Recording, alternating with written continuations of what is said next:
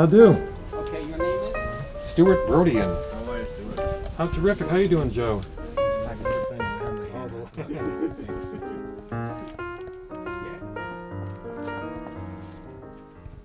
What got your trivia book? I sold 75,000 copies. Wow. In all of my house. I've seen you on set. I saw you a couple of times. Yeah, you were. All right, this is a little flip cam. It's a shame they stopped making these scenes because they're really convenient. At any rate, I am here in the offices of the one, the only Joe Franklin, and I'm going to interview him for my TV show, which is called Brodian's Basement, seen on Philadelphia Cable. So we'll just push the little start button. Ladies and gentlemen, it is my sincere privilege and my pleasure to introduce to you a man who has become synonymous with entertainment the world over. He's met everybody, he knows everybody. Ladies and gentlemen, Mr. Joe Franklin. My pleasure. I've been a fan of yours for many years. Oh gosh. What a time for the camera to die, huh? Yeah. Well, it is my sincere pleasure to introduce to you a man who has become synonymous with entertainment in both the world of radio, television, and movies. Ladies and gentlemen, my sincere pleasure to introduce to you the one, the only, Joe Franklin. Well, what a eulogy! What a eulogy! Somebody asked me the other day what I want on my tombstone. You know what I said? What? I'll be back after a short break. No, then I said I got a better idea. How about my agent told me I'd be playing better rooms than this? There you go, right? Oh gosh. Joe, can you take it all back for me for a second? When and where did it all begin for you?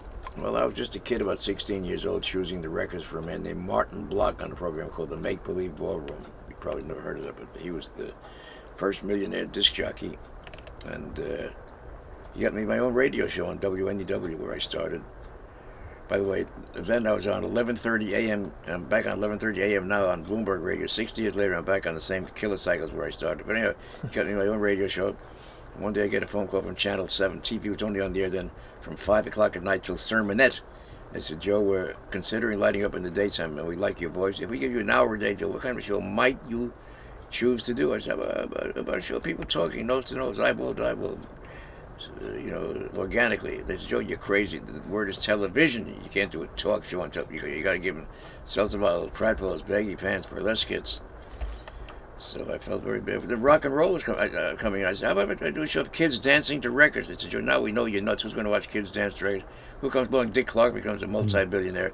But I defied them, Brodian. I think I did what was considered at that time, or maybe now at this time, the first pure, organic, from the bones TV talk show. And look what I started every day, reading the paper about new talk shows. So, and there was a big documentary put out by Hearst TV recently called It's Only Talk, a 2-hour show. And they say on there, you see me explaining how I started in TV and inventing the talk show. So it's my one little claim to fame. I did create and invent the first pure talk show.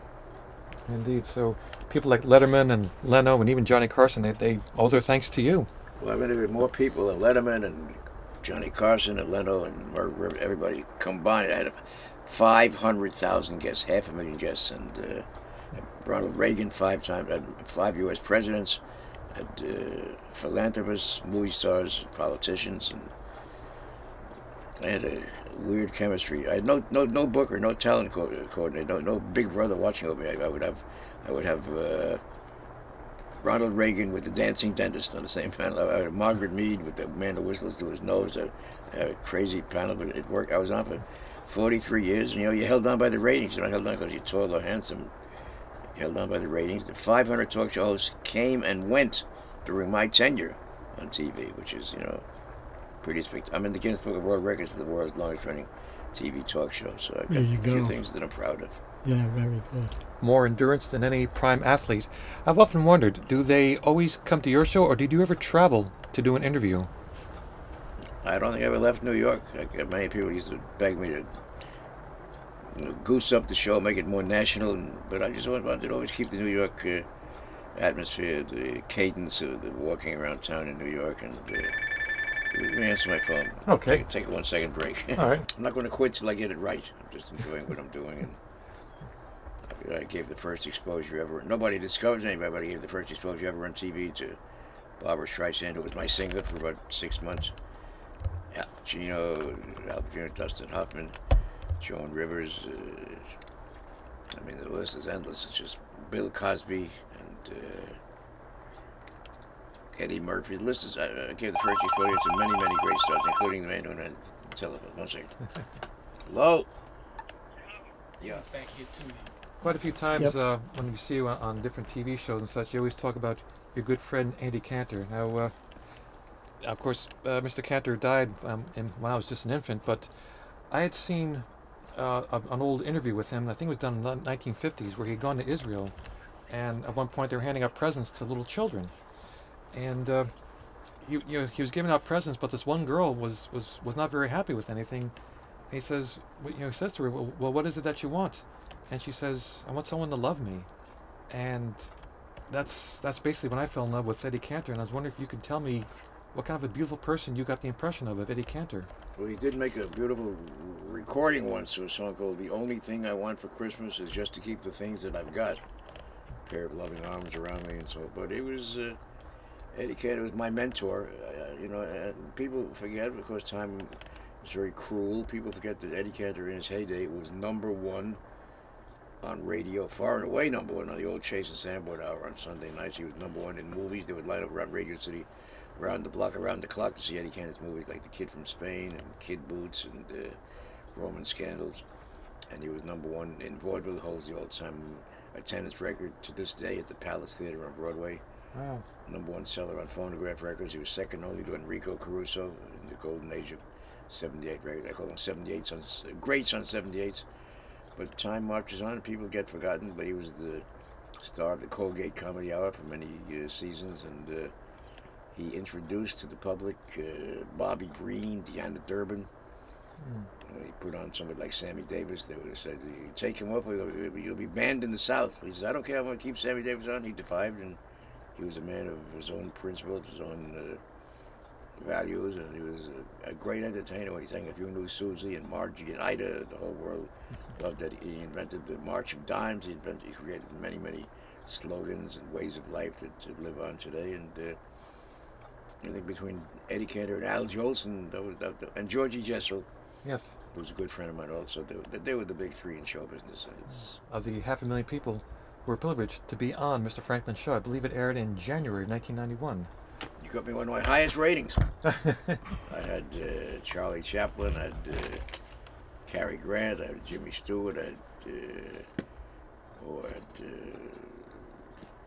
John Wayne. I had, as I mentioned, I had Richard Nixon twice. I mentioned I had Ronald Reagan 5 times. I had John Kennedy twice. Wow. I had Frank Sinatra twice. I had Bing Crosby twice. But the day you were on, I got my highest rating. I hope we'll want to repeat that show someday soon. And of course, I just found something here, a little tribute to the gentleman he spoke about. Eddie Cantor, that is Eddie Cantor, about a very talented and very wonderful human being. There's one scene there where he interviews his own self. He's across the mirror, and it's just a thrilling scene to see Eddie talking with Eddie and singing. And it's a collectible, it's a collector's item. And get out and buy it. Oh, my little tribute to Eddie Cantor. If you knew Susie like I knew Susie, oh, oh, oh, what a gal, when we're together in any weather. Forgot the rest of the words. You got the contract. I'll sign it up right now. You'll Tuesday at the International House of Pancakes. Oh, yes. Indeed. It's kind of a show not only closed theaters, it closed cities, right? Indeed. I was out on the coast last week. I made 2 pictures. Really? One facing this way, one facing that way. A man of many talents and great humor and, enormous wit. I went to Macy's to apply for a job as Santa Claus. You know what they told me? What? Come back after Christmas. Story of my life. Oh, goodness. Joe, I can't thank you enough for giving me your time and interviews and great stories. I've enjoyed this, and seriously, I've been a fan of yours. I remember you were on my show one day. You're saying, "We did it before, and we can do it again. We did it before." Yes, indeed. And I'm going to play that record on my show next week in honor of meeting you, and it's been my thrill. Let's do it again soon, okay? My pleasure. God bless you. Thank you very much. Joe Franklin.